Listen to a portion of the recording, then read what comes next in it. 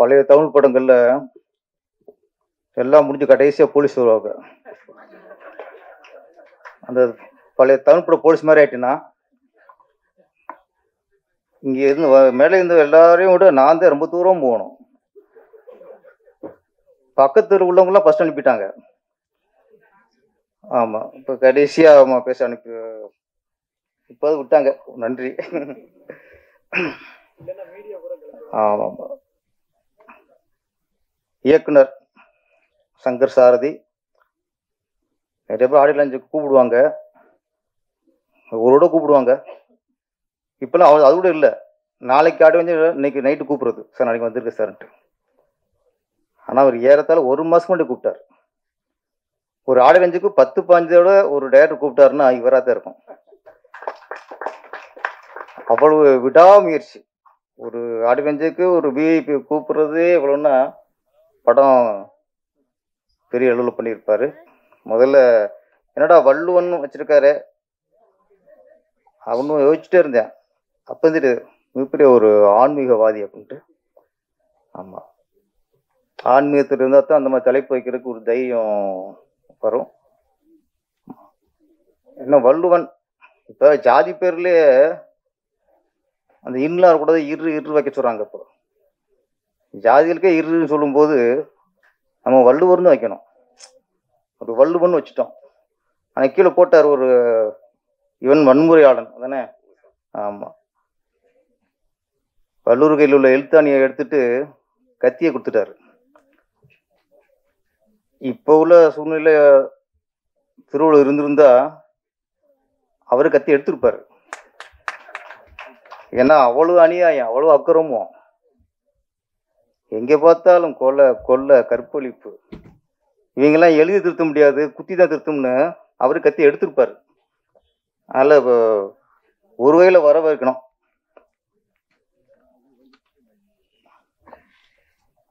சில வருஷத்துக்கு முன்னாடி பார்த்தா நீங்க வள்ளுவன் ஃபர்ஸ்ட் டைட்டில் வச்சு உங்களுக்கு பாராட்டுறேன் முதல்ல. ஏன்னா அதுக்கு ஒரு தைரியம் வேணும். ஏன்னா இப்போ யூத்துக்கு ஏற்ற மாதிரி, இளைஞர்களுக்கு ஏற்ற மாதிரி இந்த ட்ரெண்டு அப்படின்ட்டு நீ எதே ஒன்று வாந்தி எடுக்காம வள்ளுவன்கிறத ஒரு சரியான ஒரு தமிழ் பற்றோட நீங்க எடுத்திருக்கீங்க. இந்த நேரத்தில் வள்ளுவன்கிறத டைட்டில் முக்கியமானது. முன்னாடிலாம் பஸ் போர்டில் கலைஞர் கருணாநிதி நகர் அப்படின்னு போர்டு இருக்கும். ஒரு நகருக்கு கலைஞர் கருணாநிதி நகர் அப்படின்னு போர்டு இருக்கும். ஆட்சி மாறின உடனே அந்த கலைஞர் கருணாநிதி நகர் வந்து கேகே நகராக மாறிடும். இந்த நகர் போர்டெலாம் பார்த்தா உடனே அது ஃபஸ்ட்டு ஆட்சி மாறணும் அது பண்ணுவாங்க. அந்த போர்டை அடிச்சுட்டு டக்குன்னு கேகே நகர் பண்ணுவாங்க. திருப்பி திமுக ஆட்சி வந்துச்சுன்னா திருப்பி கலைஞர் கருணாநிதி நகர், பஸ்ஸில் அண்ணா நகர் டு கலைஞர் கருணாநிதி நகர் பேர் மாறும். அப்புறம் ஒரு ஆட்சி வரும்போது அரசு பஸ் எல்லாம் பச்சை பெயிண்ட் அடிச்சிருவாங்க. எல்லாம் அவருக்கு ராசி பச்சை பெயிண்ட் அடிச்சிருவாங்க. அப்புறம் ஆட்சி மாறும், டக்குன்னு உடனே மாறுறது பஸ் கலர் தான். நாட்டில் மாற்றங்கள் மாறுது இல்லையோ, பஸ் கலர் மாறும். சரி பஸ்ஸோட போச்சு பார்த்தா ஒரு நகரோட பேரோட போச்சுன்னு பார்த்தா கடைசியில் இந்த அரசியல் கையில் மாட்டினது திருவள்ளுவர் தான். அவராட்டுக்கு வெள்ளை வேட்டி கட்டிக்கிட்டு இதில் ஒரு பட்டையை போட்டு ஒரு எடுத்தானையை வச்சுட்டு உடச்சி வச்சுட்டு உட்காந்துட்டார். ஒரு ஆட்சி வருது. வந்த உடனே எங்கே லஞ்சத்தை ஒழிப்போம், மற்ற ஒழிப்போம் இல்லை, திருவள்ளுவர் நெத்தியில் பட்டை இருச்சுல அதை அழிச்சாங்க. ஃபஸ்ட்டு ஒரு முக்கியமானது இல்லை. இப்போ அதை அழிச்சிட்டாங்க. அதை அழிச்சிட்டு நெத்தியை மூலியாக்கி உட்கார வச்சிட்டாங்க திருவள்ளுவரை. அப்புறம் இந்து பற்றாளர் வராங்க. இவங்க என்னடா திருவள்ளுவர் நெத்தியில் பட்டை அழிச்சிட்டாங்களேன்ட்டு இவங்க. அப்போது நெத்தியில் மட்டும்தான் பட்டை இருந்துச்சு. இவங்க என்ன பண்ணாங்க, திருவள்ளுவருக்கு நெத்தியில் நெஞ்சில் இங்கே ஒரு பட்டை, இங்கே ஒரு பட்டை, இங்கே ஒரு பட்டை, கையில் 3 பட்டை, ஒரு பட்டை 7-8 பட்டை ஆயிடுச்சு. வெள்ளை வெட்டியை காய மாத்திட்டாங்க. ஒரு அரசியல் கையில் ஆட்சி மாறினா பஸ் கலர் மாறலாம், ஏன் அங்கே திருவள்ளுவர் மாறுறாரு? அவரே இதை பாடுபடுத்துறிய, அவர் என்ன பாவம் பண்ணாரு? அப்போ அவர் திருப்பி வந்தார் வச்சுக்கு, திருப்பி இவர் கையில் கொடுத்து கத்தி தேவையில்லை, துப்பாக்கி தூக்கிடுவார். அவங்களா என்ன பாடுபடுத்துறிய? அந்த அளவுக்கு இன்னைக்கு திருவள்ளுவரே இந்த பாடுபடுத்திக்கிருக்கோம். அதாவது திருவள்ளுவருங்கிறது வள்ளுவன் பேர் வச்ச சங்கர் சாரதிக்கு என்னுடைய முதல்ல வாழ்த்துக்கள். அப்புறம் இன்னொன்று, படத்தோட கதை. நான் ஃபஸ்ட்டு வந்தோடனே சார் ஆடியோ லான்ச்சுக்கு வரணும், அப்போ என்ன டைட்டில்னு கேட்டேன். வள்ளுவன் அப்படின்னாப்புல. நானும் சாருக்கு சொல்ல மாதிரி நானும் ஷாக்காயிட்டேன். வள்ளுவன் நான் அப்போ கேட்டேன், திருக்குறள் மாதிரி தெளிவுற மாதிரி ஒவ்வொன்றா பண்ண சொல்ல போடலான்ட்டு. இல்லை சார், அது இல்லை சார். நான் வேற என்ன, ஒரு வள்ளுவர் அந்த குறளுக்கு ஏற்ற அந்த குறளை வச்சுட்டு அது தகுந்த மாதிரி கதை பண்ணியிருக்கேன் சார். ஓகே. அப்போ நாட்டு சொன்னார் அவர், இந்த மாதிரி கொலாரங்கில் கொள்றது தான் அரசனோட கடமை. உழவன் எப்படி பயிருக்கு இடையில வர களையை பிடுங்கிறானோ அது மாதிரி கொலாரம் கொள்றதும் ஒரு அரசனோட கடமை. அரசனை கொண்டா கொலகாரனா அரசன் கொள்ளலாம், அரசனை கொண்டு வந்தாங்கன்னா அப்படி நடந்துருக்குங்க நாட்டுல. அப்ப அரசர்லாம் தெரியாம பண்ணிடுவாங்க. ஒரு பசுவோட கண்ணுக்குட்டிய அரசர் தேர்ல ஏத்திட்டாரு, தெரியாம ஏத்திட்டாரு. அரசர்கிட்ட முறையிட்டான், பசு முறையிட்டுச்சு, பையனை கொண்டுட்டான். அவன் அரசன். பையன் தப்பு பண்ணாலும் தண்டனை கொடுக்குறான்ல, அவன் அரசன். தப்பான புரிதல் தவறா புரிஞ்சுட்டு கோவலனுடைய மரணத்துக்கு காரணம் பாண்டிய மன்னர். கண்ணை வந்து நியாயம் கேட்டா, நியாயம் தெரிஞ்சு வச்சாக நம்ம தப்பு பண்ணிட்டோமே, நம்ம தப்பு பண்ணிட்டும் தெரிஞ்ச அடுத்தனுடைய செத்துட்டான் பாண்டிய மன்னன்.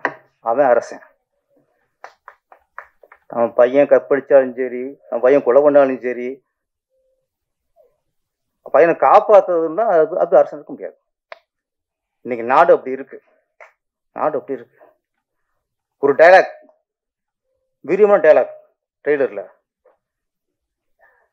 உங்ககிட்ட பதவி இருக்கு, பணம் இருக்கு, எங்கிட்ட சட்ட நுணுக்கம் இருக்கு, நம்ம 2 பேரும் சேர்ந்தா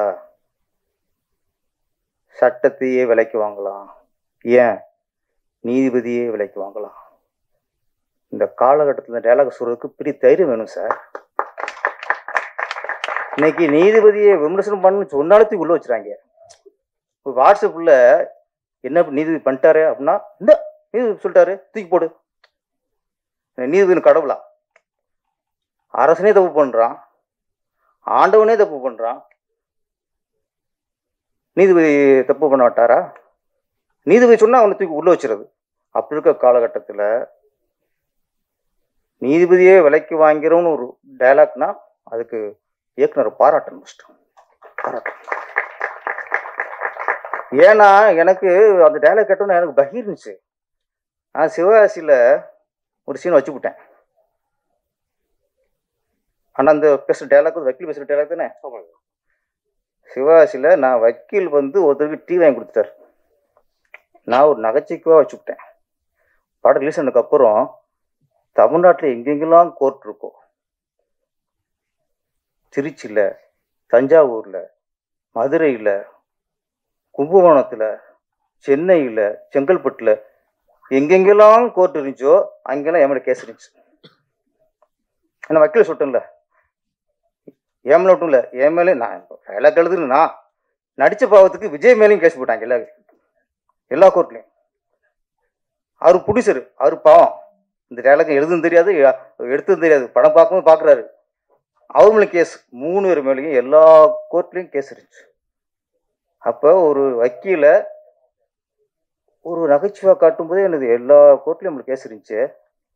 இந்த மனுஷன் ஒரு வக்கீல் வந்து நீதிபதியே விலைக்கு வாங்கலாம் அப்படின்னு ஒரு சொல்றாருன்னா உண்மையில இவர் வந்து 100 பேரரசுக்கு சமம் சார்.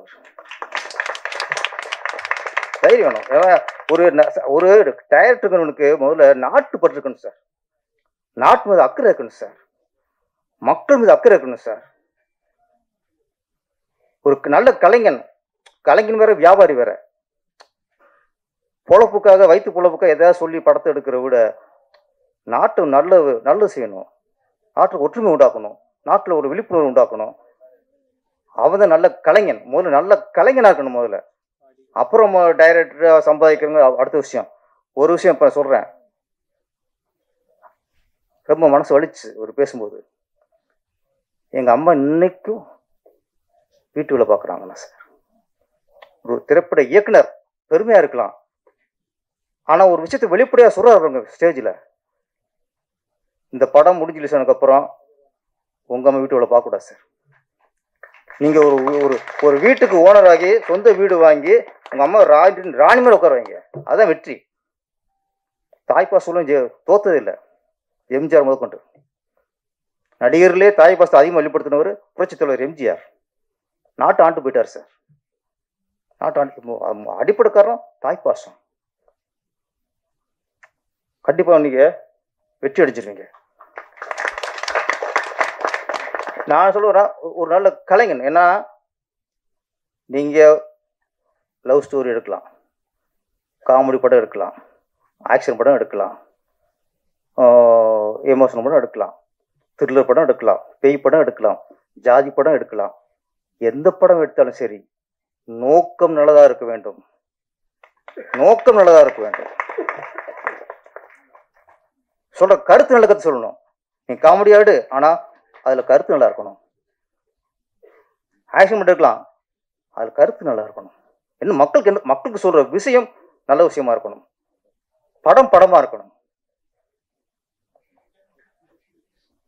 அது இருக்கிற மக்கள் சீரழிக்கிற மாதிரியும் படம் எடுக்கிறது அது நம்ம கலைக்கு பண்ற துரோகம். மக்கள் ஒற்றுமை உண்டாக்குறதுக்காக நம்ம ஒரு கதையை எடுத்துட்டோம்னா அது கலை சேவை, மக்களுக்கான சேவை. மக்களுக்குள்ள வன்முறையும், மக்களுக்குள்ள ஒரு காழ்ப்புணர்ச்சியும், மக்களுக்கு திருப்பி பிரிவினையும் பண்ற மாதிரி வேணா அது கலைக்கு பண்ற துரோகம். அது நான் ஒன்று சொல்றேன், இந்த கலாச்சார சீரழி மாதிரி படம் எடுக்கிறாங்களா, அதை விட ஆபாச படம் எவ்வளோ மேல் சார். செக்ஸ் படம் எவ்வளோ மேல் சார். கலாச்சார சீரியல் உண்டாக படம் எடுக்கிறத விட நீங்கள் காமத்தை மையமாக வச்சு படம் எடுத்துருங்க. ஏன்னா அங்கே கொடுத்துருவான் எங்காலு சென்சார். அங்கே இளைஞர்கள் மறுக்கப்படுவாங்க. செக்ஸை விரும்புகிறவங்க போய் பார்ப்பான், காமத்தில் விரும்புகிறவன் போய் பார்ப்பான், படமாக போயிடும். ஆனால் நாங்கள் பொதுவாக படம் நடிச்சு உள்ளே வந்து, நல்ல படம் நடிச்சு உள்ளே வந்து நீங்கள் கலாச்சார சீரியல் போக உண்டு பண்ணால் தயவுசெய்து அந்த மாதிரி வியாபாரியாக இருக்காதீங்க. ஒரு நல்ல விஷயம். இது வந்து திருல மூவிங்கிறாங்க. திருல மூவினாலும் அது நல்ல விஷயம் சொல்றாரு. பெண்களுக்கு பாதுகாப்பு வேணும். இன்றும் பெண்களுக்கு பலாத்காரத்தில் பாதிக்கப்படுறாங்க, அதை ஒழிக்க வேணும். அதுக்கு ஒரு குரலின் அடிப்படையில் ஒரு கதை வச்சிருக்கிறார். அப்போ பெண்களுக்கு பாதுகாப்பு வேணும்னு சொல்லி நல்ல விஷயம் தானே. அப்போ ஒரு நல்ல கருத்தை நீங்க ஆக்ஷனா சொல்லுங்க, த்ரில்லரா சொல்லுங்க, என்னோட சொல்லுங்க, நல்ல கருத்தை சொல்லி சொல்லுங்க. முதல்ல சொல்லுங்க. முதல்ல பணம் சம்பாதிக்கிற ஏதாவது பண்ணிட்டு போறதுக்கு எத்தனை தொழில் இருக்கு. முதல்ல அந்த வகையில நான் சங்கர் சாரதியை ரொம்ப பாராட்டுறேன். ஒரு நல்ல விஷயத்தை எடுத்துட்டு திருவிழா சொல்லியிருக்காரு. ஒரு ஆன்மீகவாதி, சாமி நம்புறவர், பக்திமான் நல்ல விஷயம் தான் சொல்லுவார். அந்த நம்பிக்கை எனக்கு இருக்கு. அப்புறம் இதுல சேத்தன் பரத்திட்ட கதை சொல்லி கொஞ்சம் மிஸ் ஆச்சு. பரத் இல்லையா, அவர் மாதிரி ஒருத்தர் பிடிச்சிருவான் அப்படின்னு தேடிருக்காரு மனுஷன். சிவப்பு தோழா, பரத்தும் சிவப்பு தான் சார். நல்லா பண்ணியிருந்தீங்க, வாழ்த்துக்கள்.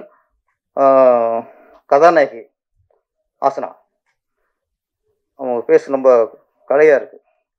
ஒரு கதாநாயகியில் கொஞ்சம் ஒரு முகக்கலையான ஒரு கதாநாயகி, நல்லா நடிச்சிருந்தீங்க, உங்களுக்கு வாழ்த்துக்கள். மியூசிக் டைரக்டர் அஸ்வந்த் வாழ்த்துக்கள். கேமரா நல்லா பண்ணியிருந்தாரு. வள்ளுவன் மிகப்பெரிய வெற்றி அடைய வேண்டும். ஏன்னா இது எல்லாரும் உண்மை அடைச்சிருக்காங்க. எனக்கு வந்து இதில் வந்து சும்மா ஒரு படம் எடுத்தோம் அதெல்லாம் இல்லை. இவரோட உழைப்பு, ப்ரொடியூசருடைய இன்வால்மெண்ட்டு, கதாநாயகன் கதாநாயகி, நடித்த வில்லன்கள் எல்லாருமே நல்ல இன்வால்வ்மோடு நடிச்சிருக்காங்கிற விஷயம் இந்த மேடையில் தெரிஞ்சுது. இவ்வளோ கூட்டம் வந்திருக்குல்ல, அதில் தெரிஞ்சு போச்சு. ஏன்னா கொஞ்சம் மழை வந்தாலே பாதி பேர் மழையை காரணத்தில் வராமல் போயிடுவாங்க.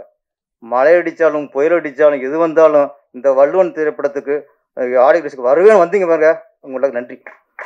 இதுவரை பொறுமையாக இருந்த நம்முடைய சகோதரர்களுக்கும் மீடியாக்களுக்கும் நன்றி, வணக்கம்.